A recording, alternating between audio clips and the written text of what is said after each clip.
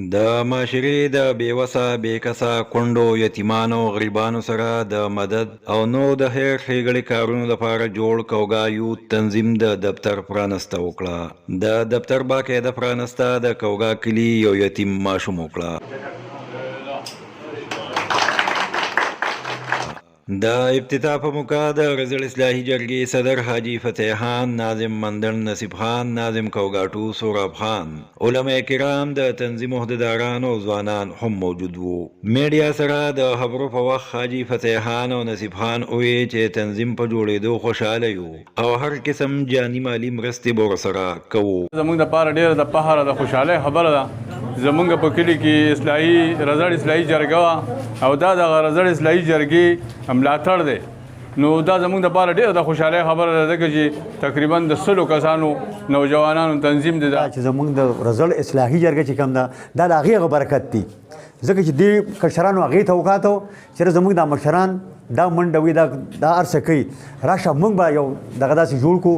نو زه دې ډېره ستاینه کوم انشاءالله تعالی چې زمونږ باندې د دې کو هغه مالي کو هغه جاني موږ به دې سره وګپ وګیو ځکه چې دا زمونږ کشران دي دا زمونږ نازولي دي. زما د عوامو ته دا اپیل دی چې کو خیرات یې کو زکات یې نه هغه راوړی په دې دفتر کې دې سره جمع کوئ انشاءالله تعالی چې دا به بې ځایه نه ځي دا به په ځای ځي.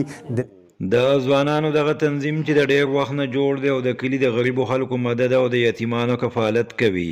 ناظم سوراب خان او بخت عمر لالا وستایل او ډاډ یې ورکړو. سوراب خان وویل چې په 40 کاله کې مې په اول ځل د غریبو په اصلي معنو کې مدد ولید. پکار ده چې نشو خلاف هم مهم شروع شي. 40 کاله کې په لومړي ځل ما په یو شکل کې دلته د غریبانانو د پاره چې د نسهل ځلې ولید دا ډېره زیاته د شکر خبر ده. یو پیره بیا د مرګرو ته او د کلي غریبانانو ته مبارکباد پیش کوم چې د دې تنظیم او د سوري د لاندې چې موږ چا سره خیر ښېګړه کړو چې د میرټ په بنیاد وکړو.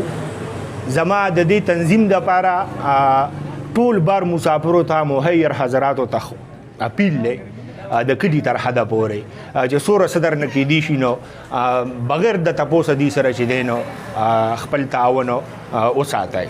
زموږ دا یقین دی دا به داسې تنظیمي چې دا به د هر قسم لا سیاست نه پارټي به هر سړی په خپل ځای کوو خو انشاءالله تعالی خدمت زموږ د ټولو دا فریضه ده چې الحمدلله موږ مسلمانان یو او که الله ته منظور خیري دا تنظیم په دې وجه جوړ شوی دی چې دلته کم بېوسه خلک وو هغوی د هسپتال پیسې نه لري.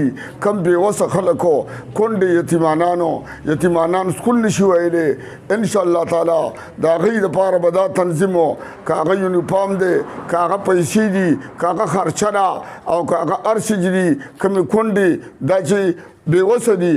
د کوګا د ځوانانو دغه تنظیم چې تقریبا په 100 کسه مشتمل دی صدر نورزمین او مولانا عنایت الرحمن د هغې په اغراض او مقاصدو رڼا واچوله او وی چې موږ به په معاشره کې هر هغه کار کوو چې زموږ ولس ته ترې پیدا رسي.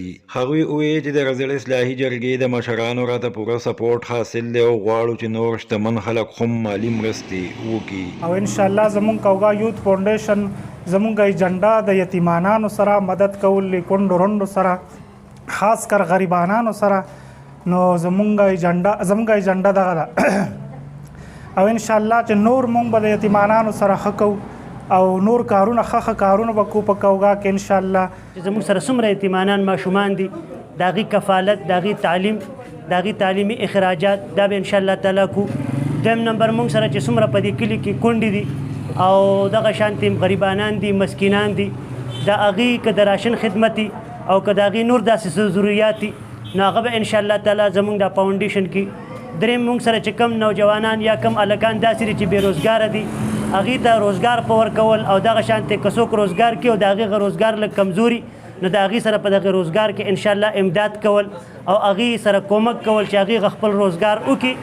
کو چېرې د نورو کلو ځوانان هم داسې رنګه تنظیمونه جوړ کړي نو هغه ورځ لرې نه ده چې د معاشرې هر قسم برایۍ ختم شي او د غریبو په صحیح معنو کې مدد وشي.